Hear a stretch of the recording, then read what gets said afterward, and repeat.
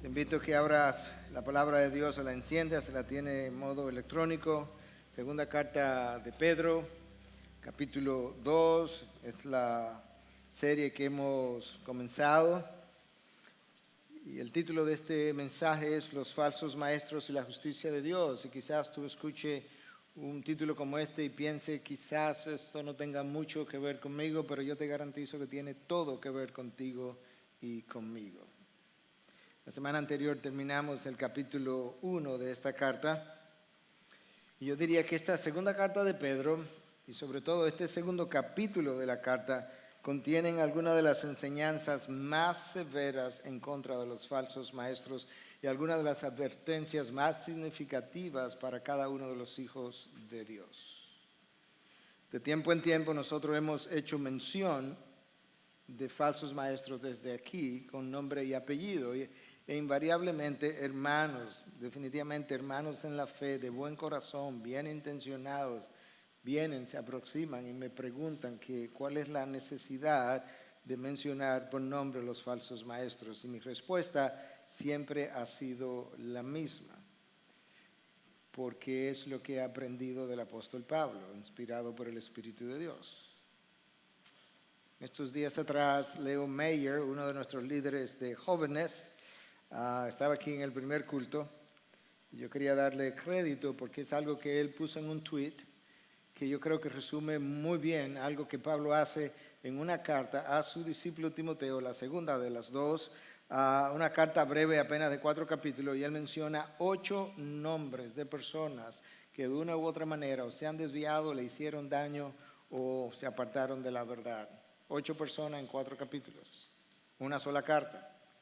Figelo y Hermógenes me han vuelto la espalda, 1:15. Himeneo y Fileto se desviaron de la verdad, 2:17. Janes y Jambres se opusieron a Moisés, 3:18. Demas me ha abandonado, 4:10. Y Alejandro me hizo mucho daño, en 4:14. Claramente Pablo entendía la necesidad de que falsos maestros pudieran ser identificados por el tremendo daño que ellos pueden realizar al pueblo de Dios, y él necesitaba advertir a ese pueblo de los peligros. Esa es la realidad del ministerio cristiano. Muchos comienzan, unos mucho menos terminan y unos muy pocos terminan bien, como hablamos la semana pasada. Y aquellos que se desvían por la influencia de falsos maestros, se desvían por la influencia de falsas enseñanzas permitidas que corran y se esparzan en medio del pueblo de Dios, y otros, peor aún, se desvían porque han permitido que Satanás invada su mente, su pensamiento, con ideas completamente contrarias a la palabra de Dios, ideas completamente contrarias a las que ellos afirmaban hace 1 año atrás, 2 años atrás, 5 años atrás, y ahora ellos están creyendo algo que no es más que el fruto de la confusión de su pensamiento. Recordemos que el problema tuyo y mío es el problema del corazón, que tu corazón es engañoso, y no solamente es engañoso, es engañador. De manera que me engaña a mí y engaña a otros. De tal forma que con frecuencia cuando tú estás confundido y dices, no, Dios conoce mi corazón, ese es el grave problema que tú y yo tenemos, que Dios conoce que mi corazón es engañoso y es engañador. Y eso es verdad de mí y eso es verdad de ti. Por eso es que Dios nos ha dado una palabra para dejarnos guiar por la palabra, ponernos lentes que nos permitan ver la realidad por lo que es y no por lo que yo entiendo, siento o cómo me encuentro en un momento dado de mi vida o tu vida.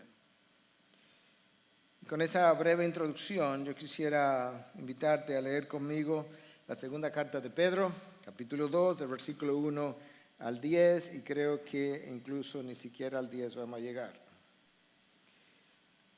Pero se levantaron falsos profetas entre el pueblo, así como habrá también falsos maestros entre vosotros, los cuales encubiertamente introducirán herejía destructoras, negando incluso al Señor que los compró y trayendo sobre sí una destrucción repentina. Muchos seguirán su sensualidad y por causa de ellos el camino de la verdad será blasfemado. Ahí hay un problema. Y en su avaricia os explotarán con palabras falsas.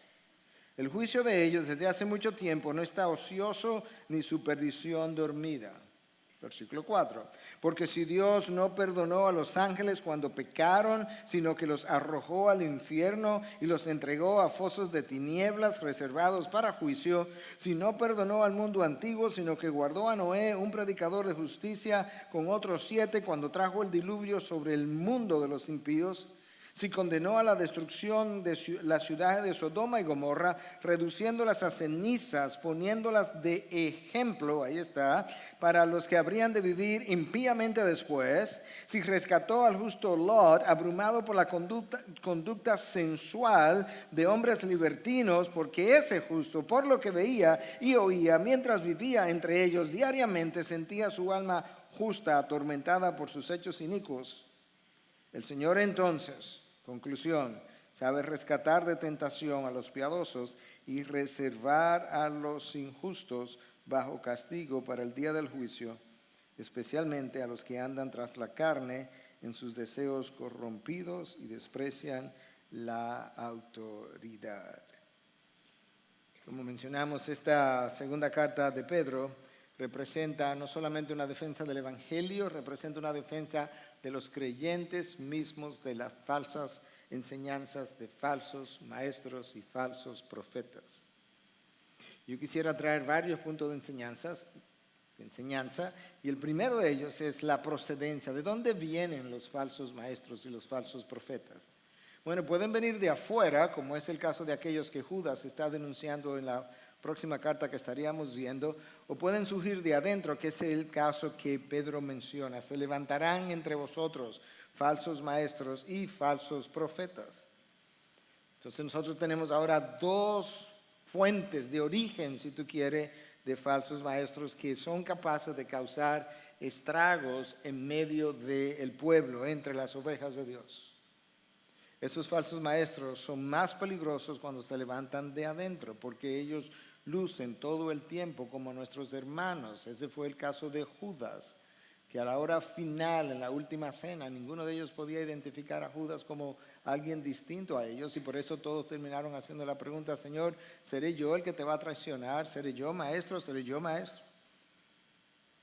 En el pueblo judío, en el pueblo hebreo, a lo largo de toda su historia, siempre hubo falsos profetas al lado de verdaderos profetas.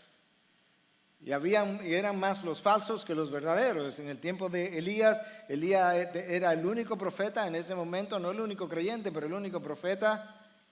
Y tuvo que luchar en contra de 450 profetas de Baal y quedaban otros 400 más. Y siempre esos profetas se levantaron desde adentro del pueblo judío. De manera que nosotros tenemos ahora cuál es el origen de la procedencia de los falsos maestros y falsos profetas. O vienen de afuera o surgen de adentro. Pedro se está refiriendo a aquellos que han surgido en medio de ellos. El segundo punto de enseñanza es las características de los falsos maestros. Obviamente la característica número uno de estos maestros es la falsedad de sus enseñanzas y la falsedad de sus estilos de vida, porque enseñan una cosa y practican otra. Muestran ser una cosa por fuera, pero en su interior son otra cosa completamente diferente. Y desde que existe el ser humano, nosotros hemos tenido falsos maestros entre nosotros. De hecho, hay muy pocos libros de la Biblia que no hacen alusión a la falsa enseñanza de una u otra manera. El primer falso maestro de la historia bíblica, ¿quién fue? Ustedes tienen que conocerlo. Satanás, absolutamente.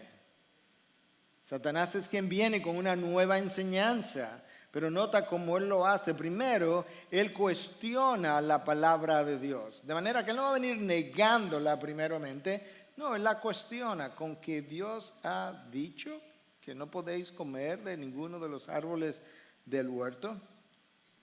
Primero la cuestiona, luego la niega. Claro que no vas a morir.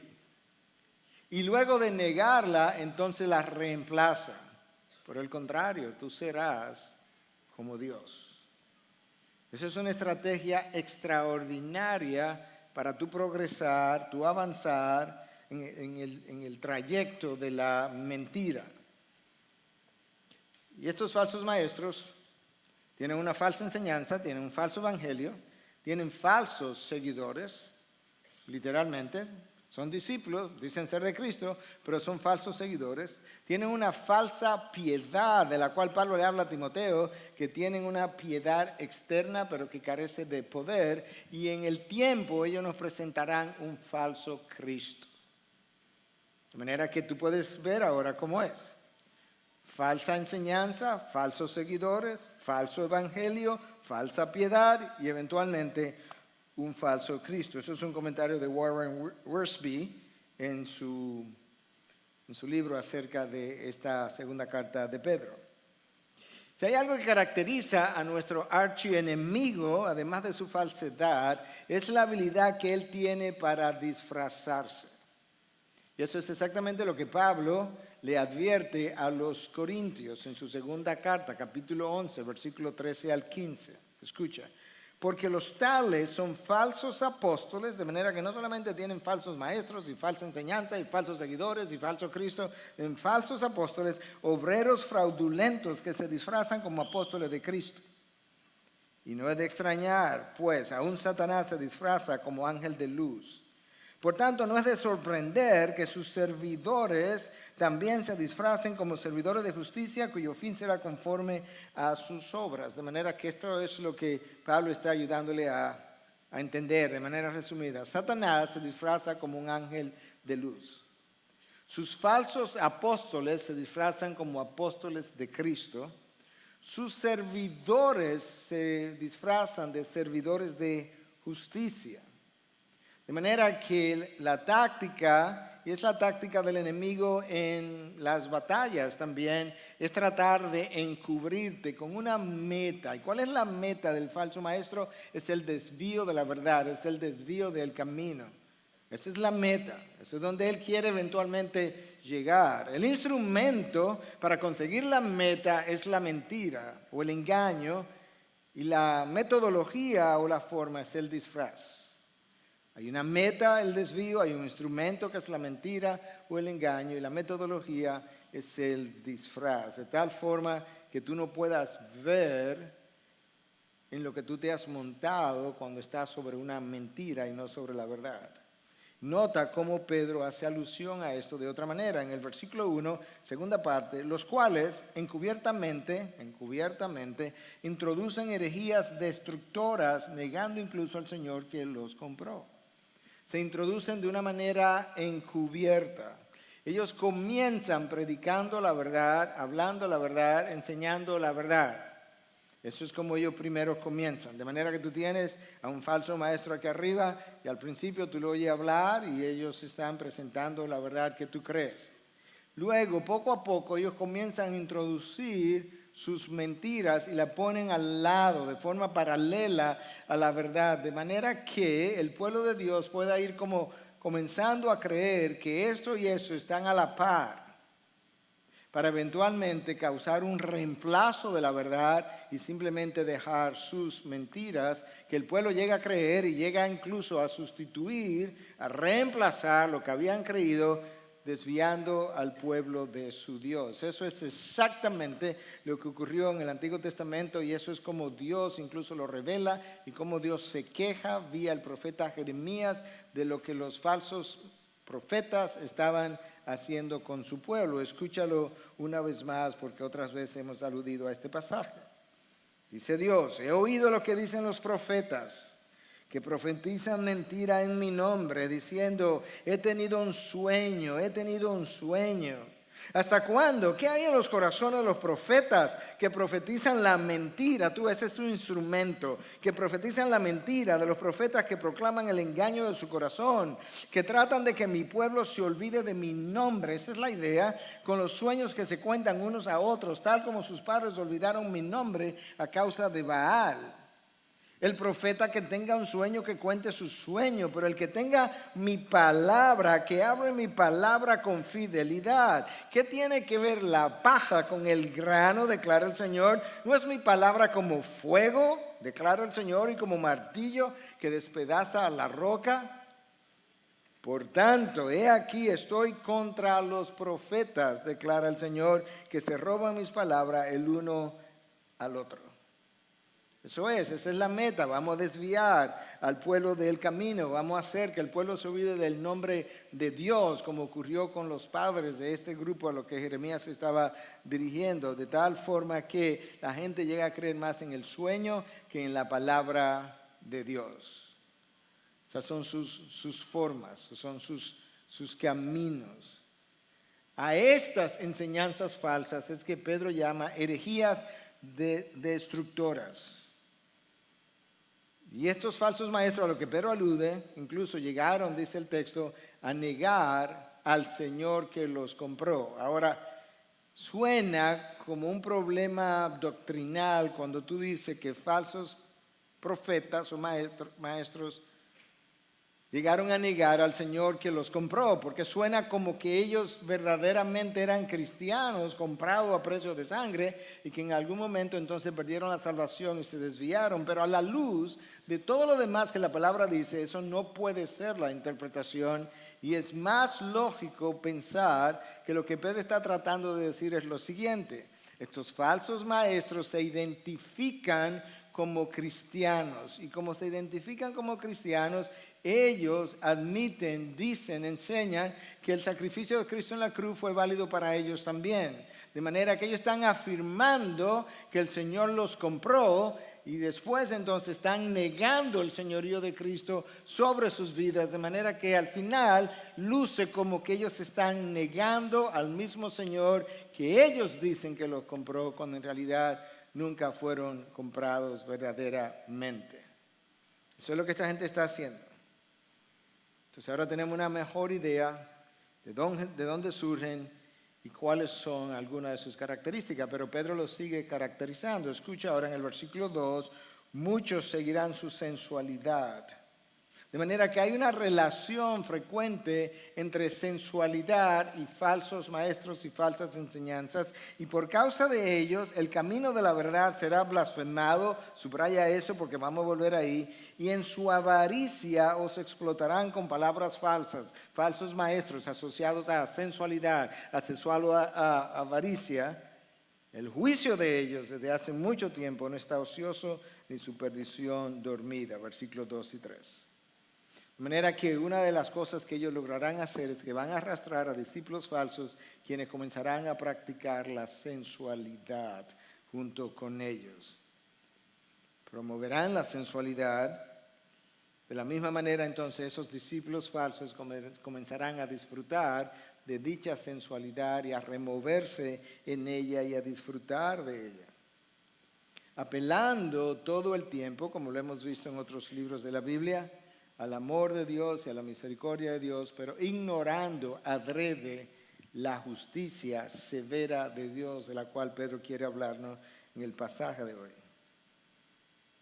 Además de esa sensualidad, estos falsos maestros les gusta el dinero, son avaros.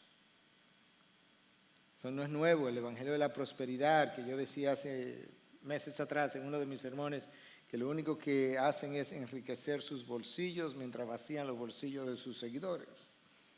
Entonces ahora tú tienes una mejor caracterización de los falsos maestros a los que Pedro está haciendo alusión, porque hay otras cosas que pudiéramos decir de falsos maestros, pero por ahora nos vamos a limitar a lo que Pedro dice de este grupo. Vimos el origen de los falsos maestros y vimos también ahora la caracterización que Pedro hace.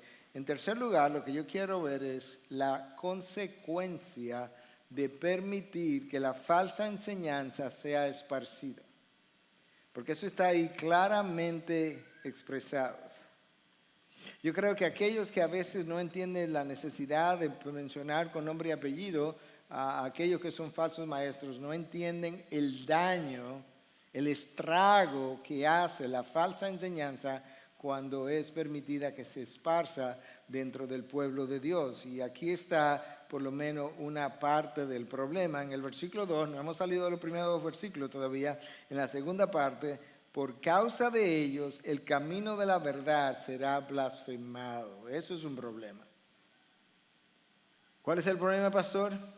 Que hoy en día nosotros tenemos miles, millones de personas hablando mal, blasfemando en contra de Cristo y de su evangelio y de su mensaje por el mal testimonio de muchos de los hijos de Dios, testimonio de mala enseñanza, de sensualidad, de avaricia, gente que tiene deseo de poder y de acumular riquezas. Y entonces, en vez de atacar a esos falsos discípulos, que son los que se debían ser atacados, no, la blasfemia es contra el camino de la verdad. Y el nombre de Dios entonces comienza a ser blasfemado junto con todo eso. Y eso es el fruto, básicamente, de permitir que la falsa enseñanza se esparza. Cuando Pablo le escribe a los romanos, Pablo le escribe exactamente acerca de la misma cosa. Pero le escribe a los romanos, la carta que conocemos, pero se dirige en el capítulo 2 específicamente a los judíos que han sido secularizados y que están ahora en la práctica de un estilo de vida pecaminoso. Y le dice en 2:24, porque el nombre de Dios es blasfemado entre los gentiles por causa de vosotros, tal como está escrito. Ese es el problema, judíos en ese caso, es que los gentiles, los incrédulos, y ese es el problema hoy en día, muchas veces cuando el incrédulo ve hacia adentro de la iglesia y ve gente que se profesa ser cristiano y tiene un estilo de vida y está viviendo en pecado de tal manera que se nos resulta difícil diferenciar, entre quién es creyente y quién no es, y terminan muchos blasfemando el nombre de Dios. De manera que tenemos que ser sumamente cuidadosos precisamente a la hora de vivir nuestras vidas delante de los demás. Ya vimos la consecuencia de permitir que la mala enseñanza se esparza. Yo quiero que veamos ahora como cuarta enseñanza las consecuencias sobre los falsos maestros y sobre los discípulos que les siguen. Porque al final del versículo 1 habla de que de forma repentina le vendrá la destrucción.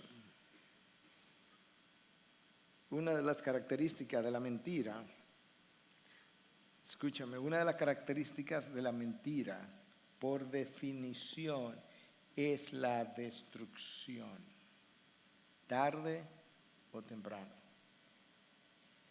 Si tienes que morir por la verdad, si tienes que vivir, si tienes que responder la verdad, aunque la verdad en buen dominicano te parta en dos, ese es tu camino, porque el otro es un camino mucho peor.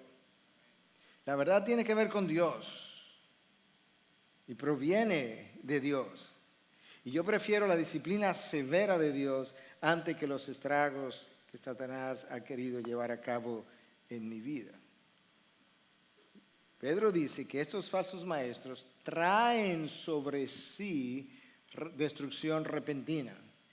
Nota que ni siquiera es como que Dios tiene el deseo de destruirlos. No. Es que la vida que han estado llevando hace y crea las condiciones propicias de tal forma que la destrucción son ellos mismos que la traen sobre sus propias vidas. A esos falsos maestros y aún a muchos de sus seguidores, inicialmente parece irle bien. Están contentos, están alegres, se sienten satisfechos, se sienten plenos. Y la gente incluso comenta, y la gente me ha comentado en diferentes ocasiones, en diferentes años, pastor, parece como que le va bien. Sí, inicialmente le va bien, pero últimamente no le irá bien. Lo que pasa es que tiene que esperar la historia final, hasta que tú veas la destrucción repentina como llega. Y así ocurre con todo aquel que se desvía del camino de la verdad y comienza a transitar en el camino de la mentira. La mentira es destructora por definición. Hermano, cuando la verdad se ha ido, todo se ha ido. Ya no queda nada más por lo cual luchar. Y esa es la señal de que el tiempo de partir ha llegado.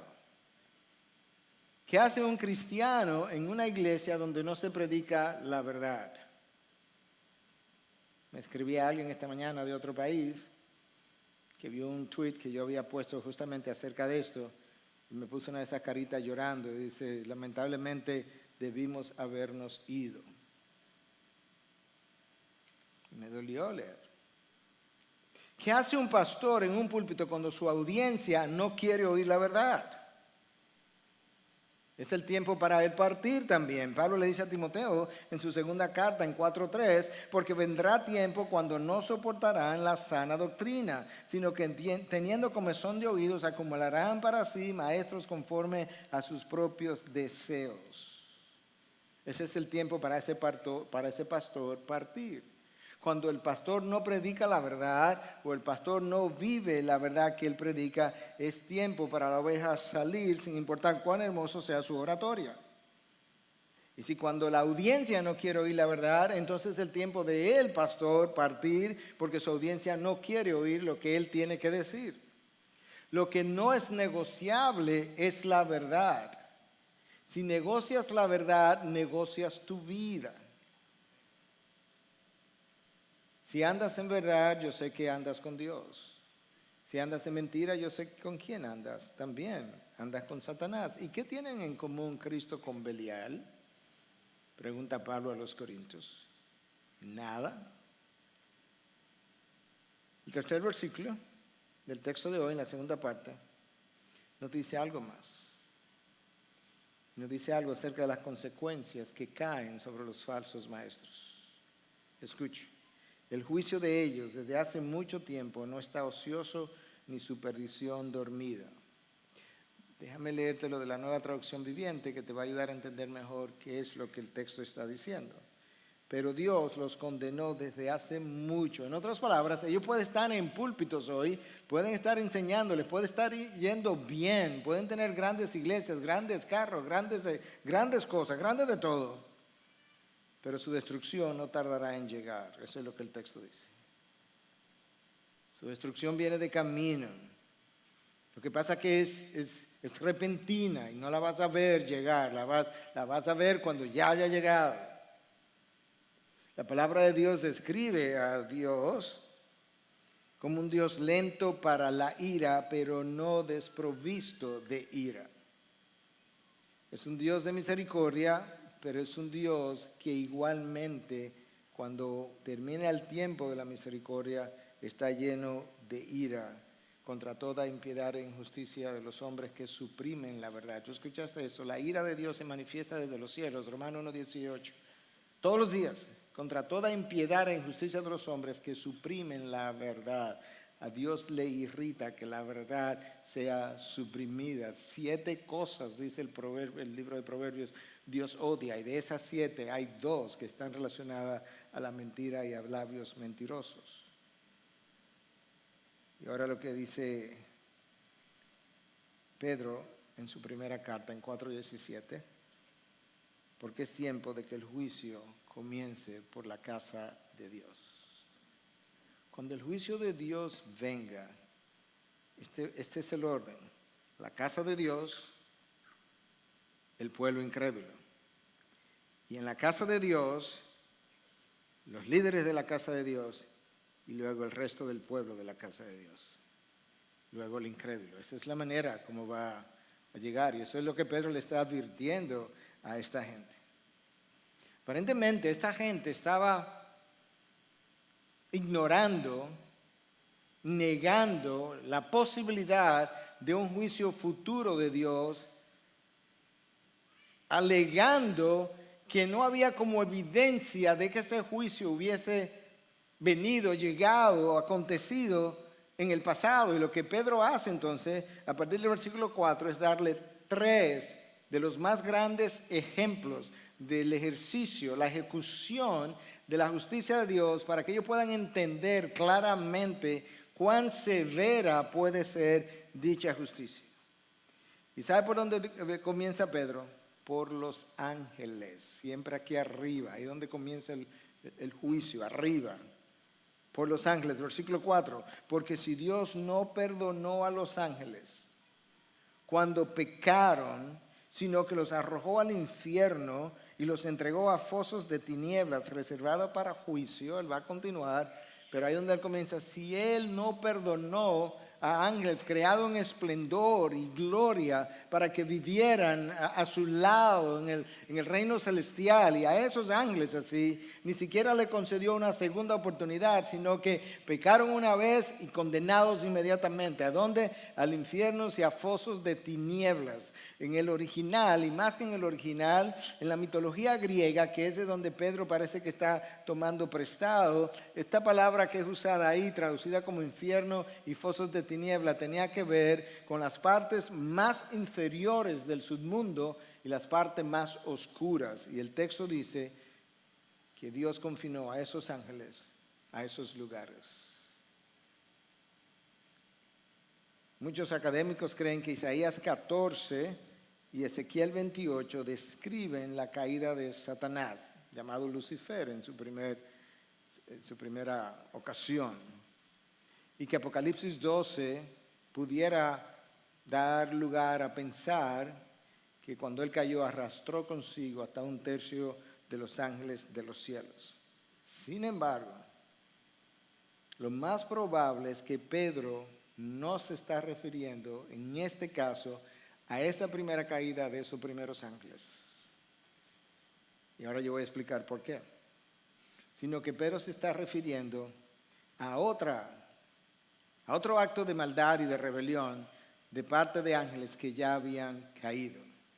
Y aquí yo necesito que tú afines tu entendimiento, presta atención, deje tus celulares si no lo había dejado antes, que ya debieron haberlo dejado, y escuchen atentamente, porque en buen dominicano aquí es que la puerca tuerce el rabo. Yo estoy en segunda de Pedro, yo me voy a devolver a primera de Pedro, voy a interactuar con primera de Pedro, voy a interactuar con segunda de Pedro, voy a interactuar con Judas y voy a interactuar con Génesis.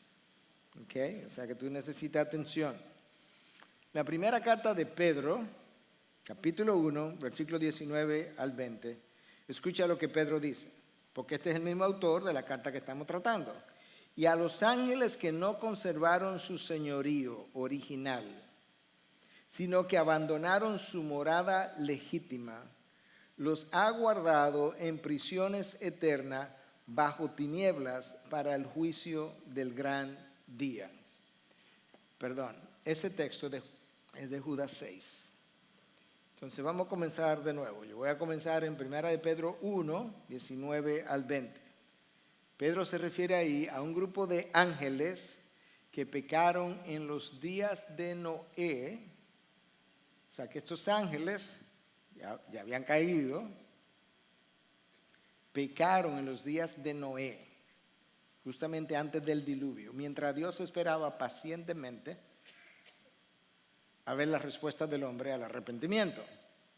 Entonces ahora Pedro se está refiriendo en su primera carta a un grupo de ángeles que justo antes del diluvio hicieron algo y se rebelaron. Judas, que es la carta que sigue y que guarda una estrecha relación con esta segunda de Pedro, dice, y a los ángeles que no conservaron su señorío original, sino que abandonaron su morada legítima, los ha guardado en prisiones eternas bajo tinieblas para el juicio de gran día. Ahora Judas se refiere a un grupo de demonios, ángeles caídos, que no están sueltos como hay otros que sí están sueltos, sino que desde el momento que se rebelaron se fueron a prisiones oscuras y están encadenados. La pregunta es, ¿qué fue lo que hicieron? ¿Qué fue lo que hicieron en los días de Noé? Que mereció tan grave castigo. Bueno, si tú vas a Génesis 6, es justo antes del diluvio, allí se nos dice que hubo un momento en que los hijos de Dios se unieron a las hijas de los hombres y que eran mujeres muy hermosas. Hay una tradición muy larga que incluso va hacia atrás, hacia el judaísmo y continúa en el cristianismo, de que estos hijos de Dios se refiere a ángeles caídos y que las hijas de los hombres, que eran muy hermosas, fueron vistas por estos ángeles caídos cuya naturaleza ya había sido pervertida y que ellos poseyeron seres humanos y tuvieron entonces relaciones, y dice el texto de Génesis 6 que de ahí surgieron los gigantes. Es como si esta unión perversa, descrita como yo lo acabo de hacer, produjo una nueva raza. Inmediatamente después, Dios dice que el resultado de eso es este que te voy a leer de Génesis 6, 5, donde Dios dice que la maldad de los hombres era mucha y que los pensamientos del hombre era hacer continuamente solamente el mal. Escucha lo que dice: y el Señor vio que era mucha la maldad de los hombres en la tierra y que toda intención de los pensamientos de su corazón, toda intención era solo hacer siempre el mal. Lo que resultó de esto era gente que tenía un solo tipo de intención: hacer solamente y siempre el mal. Y Dios dice, eso no puede continuar, e inundó el planeta. Inundó el planeta y no quedó nadie con vida excepto Noé y 7 más. Noé, su esposa, sus 3 hijos y tres mujeres que Dios consiguió para esos 3 hijos. El texto de hoy dice que Dios los arrojó al infierno y los entregó a fosos de tinieblas reservados para juicio. Eso nos da una idea. Este es el primer ejemplo de juicio de Dios contra estos ángeles, que no le dio ni siquiera una segunda oportunidad. El segundo ejemplo está íntimamente relacionado al primero, y es que Dios inundó el planeta, todo el planeta, ahogó el planeta entero, con todos los animales, excepto aquellos que entraron al arca, y preservó 8 gentes, al justo Noé. Escucha cómo Pedro trae ahora este segundo ejemplo. Si no perdonó al mundo antiguo, primero comenzó con los ángeles, si no perdonó al mundo antiguo, sino que guardó a Noé, un predicador de justicia, con otros 7, cuando trajo el diluvio sobre el mundo de los impíos. Por 120 años Noé estuvo construyendo el arca. Por 120 años Noé estuvo predicando. Asumimos eso porque dice que era un predicador de justicia. Imagino que todos los días Noé le decía, va a llover, va a llover. Yo le estoy diciendo que va a llover. Mientras tanto, Pedro mismo describe en otra porción que la gente continuó bebiendo, comiendo, bailando, pudiéramos decir fornicando, hasta que llegó el día del juicio. Llegó de manera repentina. El corazón del hombre no ha cambiado. Esa es la razón por la que la historia se repite y luce cíclica, pero no es. Lo que cambian son sus actores. Ahora es interesante ver que en medio de la perversión, Dios fue capaz de preservar a Noé, a su esposa, a sus 3 hijos, y pudo conseguir 3 mujeres para sus 3 hijos.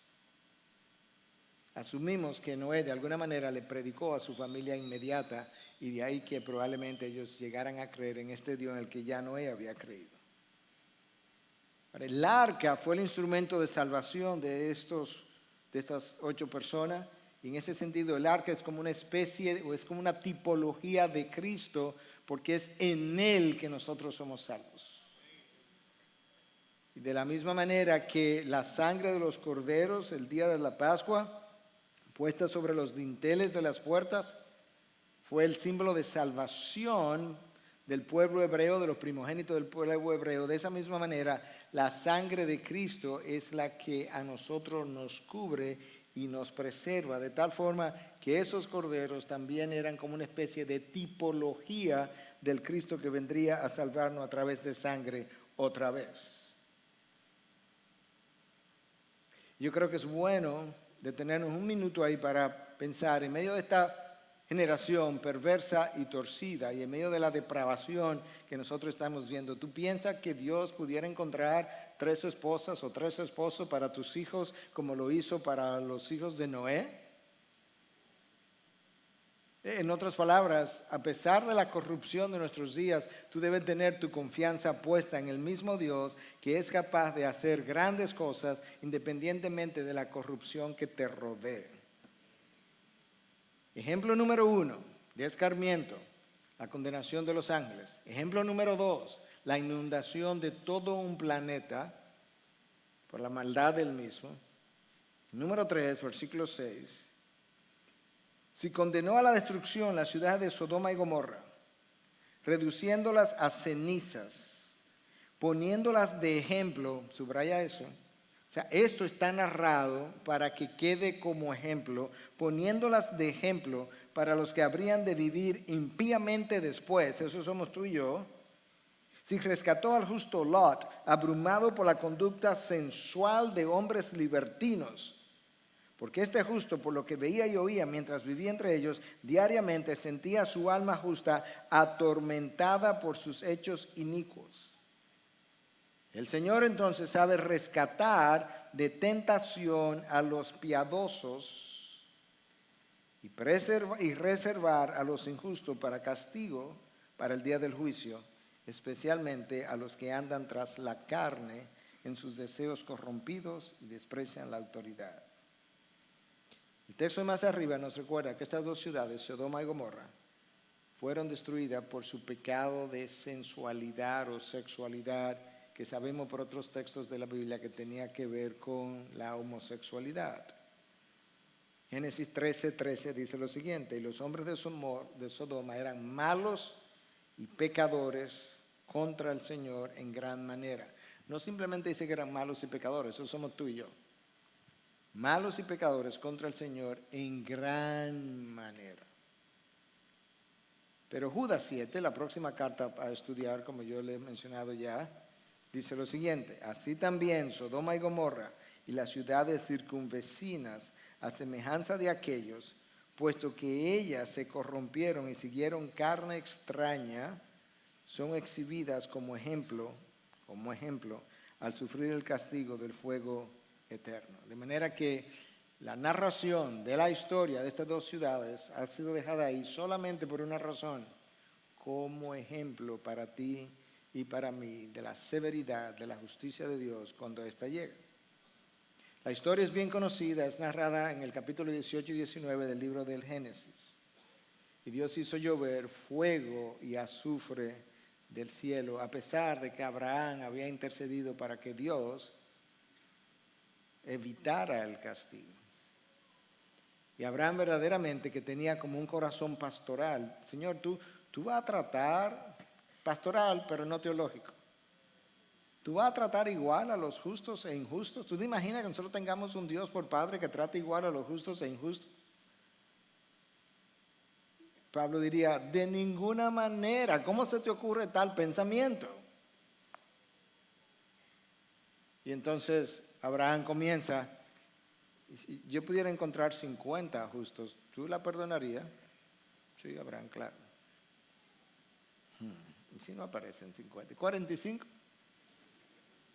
Eso se llama regatear con Dios. 40, 35, 30, 10, 5, no hubo. Y llegó el día del juicio. Ahora, no pienses por un momento: yo no tengo ese estilo de vida, yo estoy libre de algo así. Escucha las palabras de David Helm en uno de sus comentarios. David es el director de un programa de Simeon Trust que enseña a pastores y estudiantes de seminario a predicar. Un hombre humilde, ha estado aquí en nuestro país hace poco. Hemos estado juntos en conferencia varias veces. Él dice lo siguiente acerca de esta destrucción de Sodoma y Gomorra: qué increíble recordatorio para aquellos de nosotros que estamos tratando de no caer. Nota que David lo despegó del ejemplo de la homosexualidad. Qué increíble recordatorio para aquellos de nosotros que estamos tratando de no caer. Cuando nosotros regresamos a los apetitos del mundo, solamente estamos demostrando que no tenemos poder sobre ellos. Y cuando comenzamos a pensar que no habrá consecuencias para nuestras conductas privadas, cuando comenzamos a pensar que porque mi conducta es privada y nadie lo sabe, no habrá consecuencias, que Dios es amor y solo amor, y que nada malo nos ocurrirá a nosotros, estamos en peligro no solamente del autoengaño, sino también de ser los recipientes de la ira justa de Dios. Hombres, a ti te hablo más especialmente. Cuando tú vives en un mundo materialista sin freno y eres indulgente con cada libertad sexual, tú reduces tu dignidad a la dignidad de una de esas mariposas nocturnas que son atraídas por el fuego de una lámpara de querosene. ¿La han visto? Pero debajo de esa luz brillante que las atrajo, de la ciudad inmoral, el fuego del juicio de Dios vendrá una vez más. Wow. Entonces el texto describe cómo Lot era un hombre justo y cómo Lot vivía allí, y Lot se sentía, su alma era atormentada día a día por lo que él veía, por lo que escuchaba, porque aparentemente estas actividades sexuales se daban a la luz del día. Cuando los ángeles llegaron a la casa de Lot, toda la ciudad se reunió, dice, desde el más viejo hasta el más joven. Dice, saca a esos hombres para que le conozcamos. Pero el texto ahí, la palabra, eso es un eufemismo, es para tener relaciones con ellos. A la luz del día, entre todos. Y los ángeles tuvieron que sacar la mano y meter a Lot hacia adentro para protegerlo, e hicieron caer la ceguera sobre aquellos que estaban a la puerta. Porque Lot era un hombre justo, dice Pedro.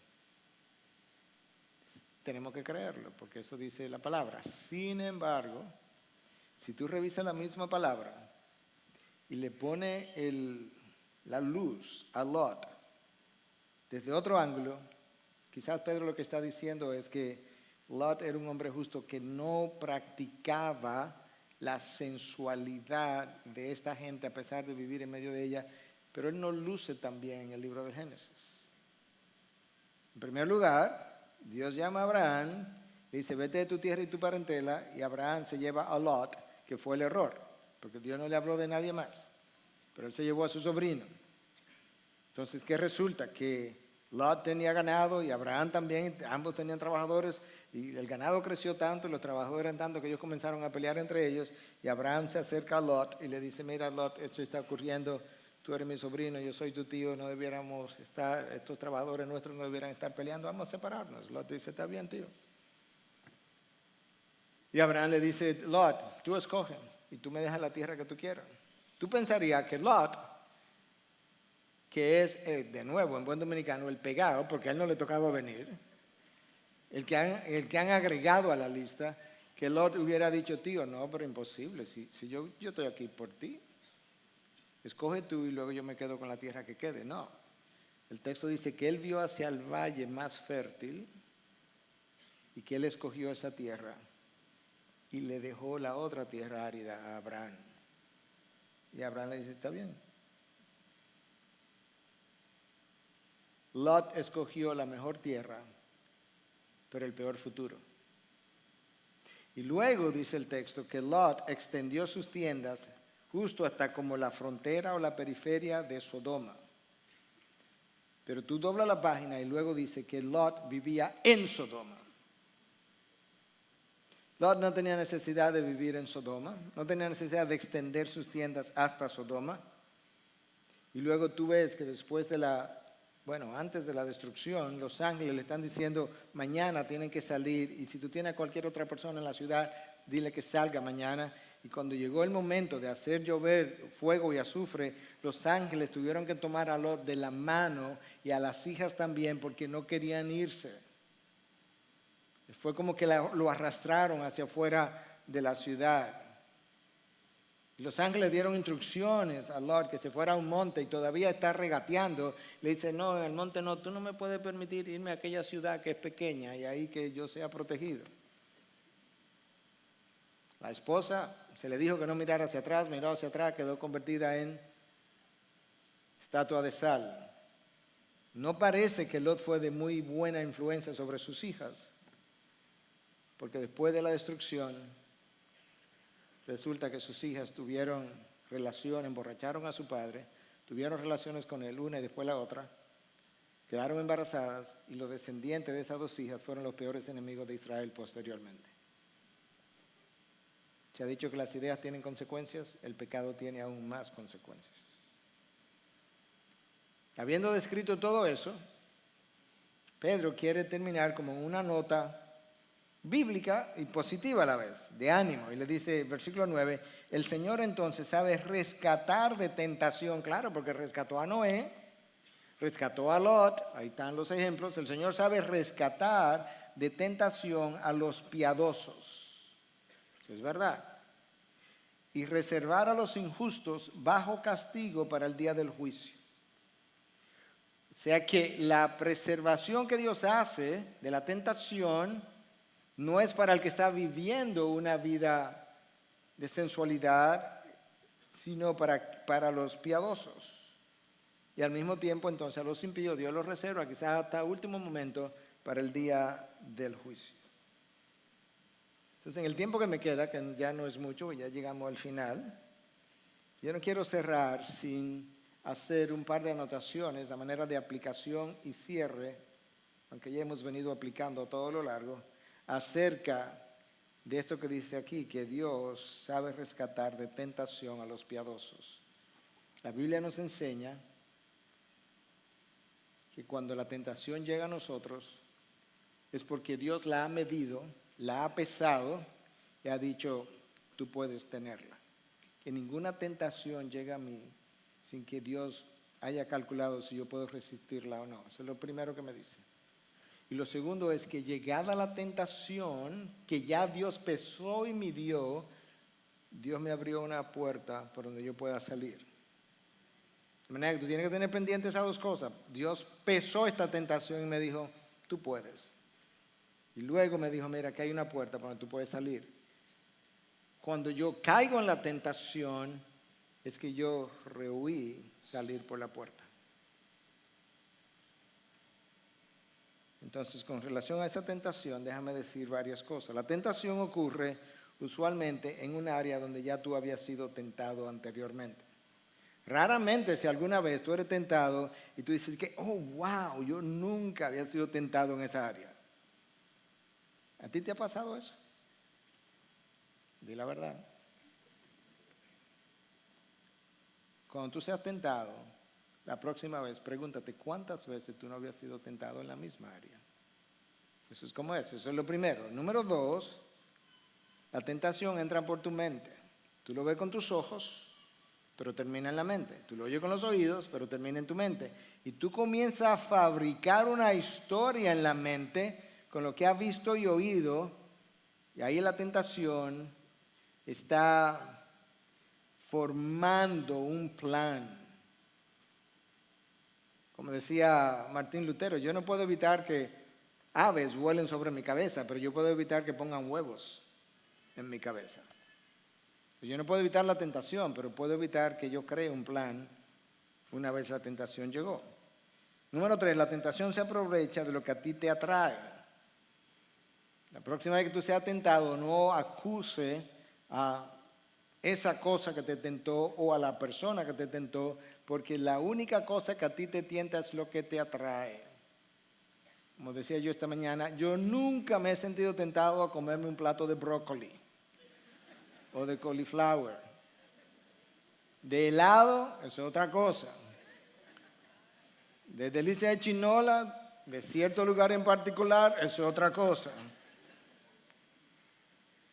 La tentación te golpea cuando tú no estás alerta. Lo dijimos la semana pasada.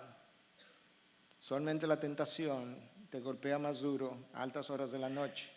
Pregúntale a aquellos que se conectan a altas horas de la noche si es o no es así. La tentación usa tu imaginación. Cuando tú eres tentado, tú eres la persona más creativa para llevar a cabo eso que te tentó. Tú encuentras horarios, formas, lugares métodos de comunicación altamente creativos. Usa hasta 2 métodos. Tú me hablas por uno y yo te respondo por otro. La tentación usa la racionalización para adormecer la conciencia. Yo comienzo a racionalizar mis carencias y lo que yo merezco debido a mis carencias y cómo Dios va a entender eso. Y en eso mi conciencia se adormece. La tentación comienza pequeña, pero va creciendo y eventualmente se vuelve compulsiva. Es como si te agarrara por aquí y para donde quiera que tú bajes, es como que tú no puedes sin ella. Voltea la cara para acá y ahí está. Voltea la cara para acá y ahí está. Voltea la cara para acá y ahí está. ¿Por qué? Porque está en tu mente ahora. Eventualmente se vuelve compulsiva. Y la tentación abre posibilidades poco usuales. En la creatividad, oye, crea forma de llevar a cabo el plan que nadie se hubiese imaginado. Esa es la anatomía y la fisiología de la tentación. Ahora déjame cerrar con un par de cosas más. La tentación siempre es atractiva. Le podemos preguntar a Eva si ella no vio la fruta y le fue atractiva. De manera que la tentación apela a tus deseos. Apela a tus deseos. No solamente eso, la tentación es gozosa, produce placer por un tiempo, promete placer. La tentación es evasiva, evade tu conciencia, evade tus mecanismos de filtro. Pero poco a poco la tentación se hace esclavizante de tu mente, de tus emociones. No puedes zafarte. La tentación es escalonada. Comienza aquí y sigue aquí y sigue aquí hasta que finalmente te hace caer. Sube cada vez más de nivel. Lo peor de todo es que al final del camino la tentación es decepcionante porque nunca te puede entregar lo que te prometió. La tentación nunca te puede entregar lo que te prometió. Y finalmente es altamente engañosa porque te oculta las consecuencias. Es tan deleitosa, es tan gozosa, es tan atractiva que tú pierdes noción de las consecuencias. Tú pierdes noción de las historias bíblicas. Tú pierdes noción de Sodoma, de Gomorra. Tú pierdes noción del diluvio. Tú pierdes noción del juicio sobre los ángeles. Tú pierdes noción de la vida de David. Tú pierdes noción de todo. Y por eso es engañosa. Te oculta las consecuencias. Pero Dios permite que llegue a nosotros porque eso es parte de enseñarme a pelear en contra de los deseos engañosos y de la formación de la imagen de Cristo en mí. Lo que Dios no hace es abandonarme en medio de ella, sino que me abre una puerta por donde yo pueda salir. De manera que eso es parte de lo que yo necesito tener en mente. Porque si vamos a estar bajo esta guerra espiritual, yo necesito aprender a pelearla. Y si vamos a tratar de llegar hasta el final, yo necesito aprender cómo correr. Y si tú te sientes tentado hoy, por lo que sea, hay diferentes tipos de tentaciones, no piense que es sexual solamente. Hay tentación de poder, hay tentación hasta de mudarme de un lugar a otro donde yo no tengo nada que buscar allí. Hay tentación de dinero, hay tentación de posiciones de trabajo.